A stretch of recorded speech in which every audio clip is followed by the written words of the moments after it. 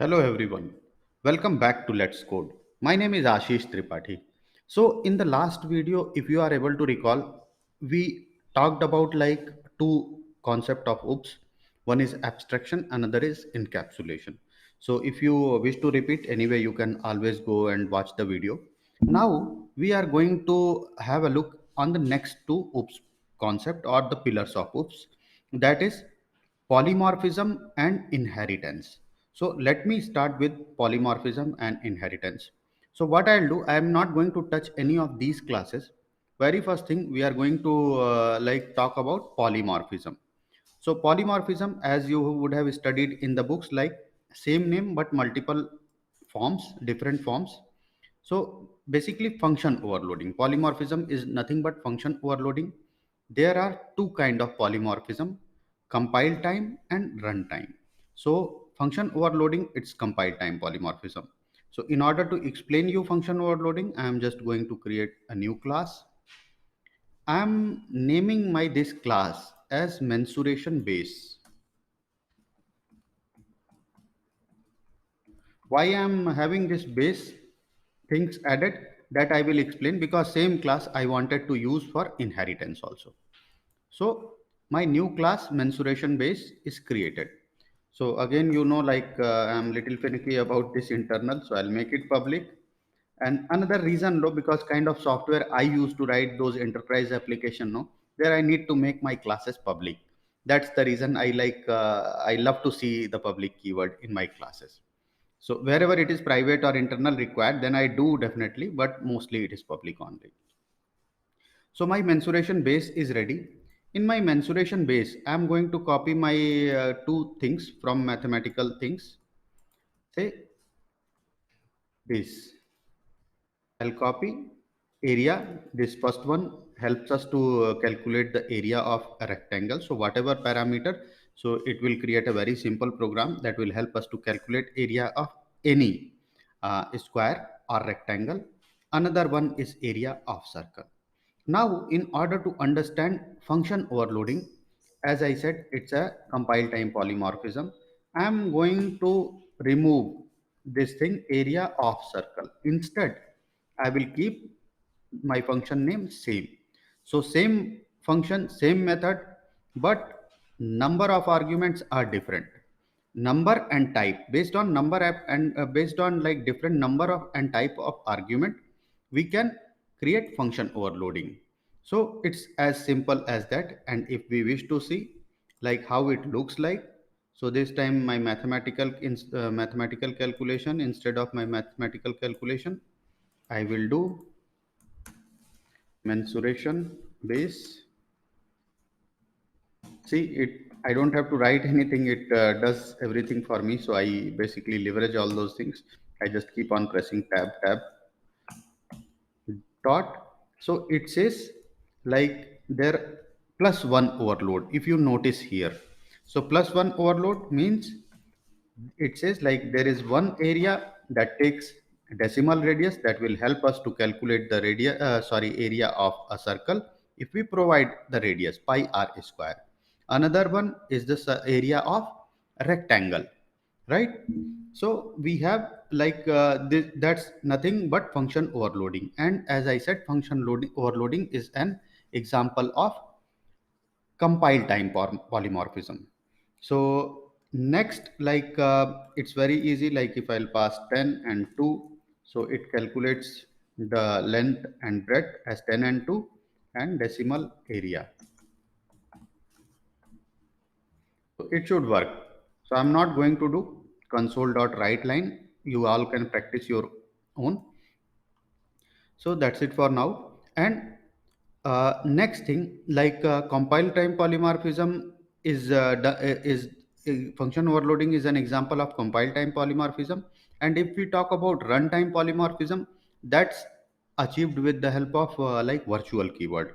We will see that also, but that I will use like in inheritance example. When I am explaining you the inheritance, no, that time I will try to explain. So I have my mensuration base ready. Now, in order to understand the inheritance, so inheritance means like one class inheriting another class. like parent and child relationships. For an example, like mostly you see like children's face resembles with their father, mother, or something, so they are the parent. That's the reason like their face resembles. So in the same way, so mensuration base has certain methods, and I can inherit its methods or its properties in my derived class. So this kind of class, so let me write some lines of code and then we will talk about. So I'm going to write another class, and base class I already named at mensuration, and another one I'll just keep it mensuration, and I'm not including base suffix. So it's just mensuration. My intention would be to derive it from the mensuration base. And how to derive? So this is called, I am going to derive it from mensuration base. So this is the syntax. So mensuration is being derived from mensuration base, and if I am now creating object of mensuration class, let me see. So earlier we created object of mensuration base. Now I am creating object of simply mensuration.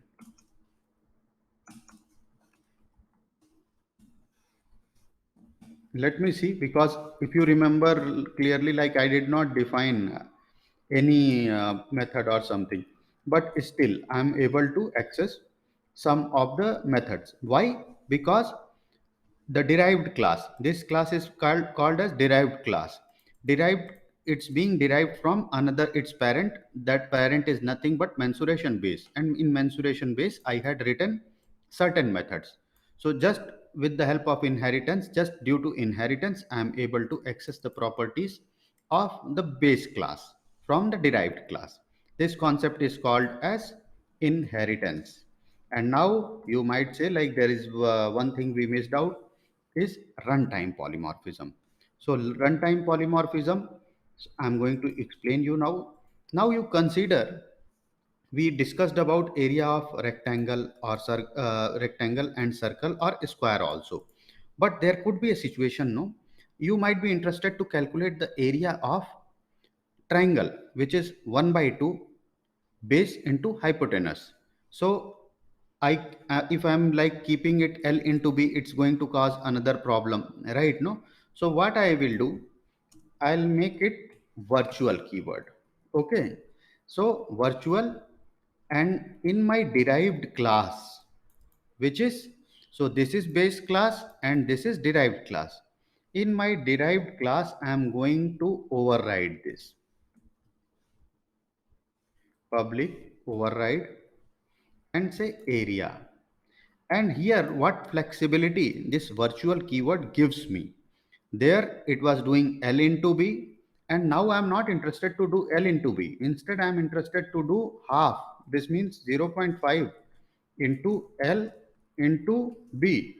So in my derived class I change the definition of my base class thing, and now it is calculating area of triangle instead of area of rectangle.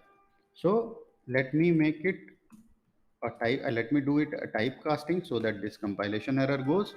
Now whenever I am creating object of my area, that, let me see, is in the program.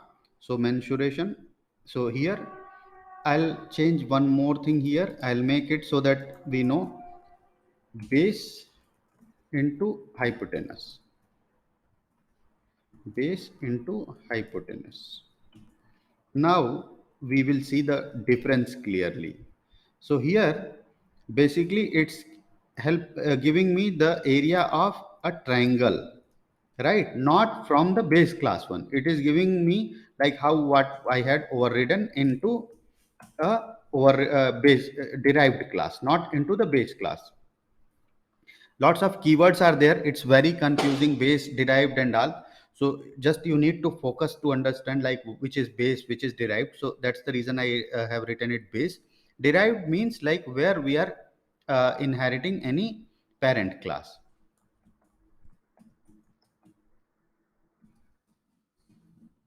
Area of triangle, Now that's it. So we have got the area. So that's it, friends, for now. And what I would request, like these four things are very important. We in the last two videos we spoke about, we just have written some code about abstraction, encapsulation, polymorphism, and inheritance. It's again very easy, but the entire programming, entire oriented programming is based on these facts. So it's not simply you write, you feel it, then you are going to become a good and great programmer. So that's it for now. I'll pause here. And if still you have not liked and subscribed Let's Code, please do it, because that's the kind of, in the super simple way, we are going to learn the big things. So thank you so much, guys. I'll see you all in the next video. Thank you.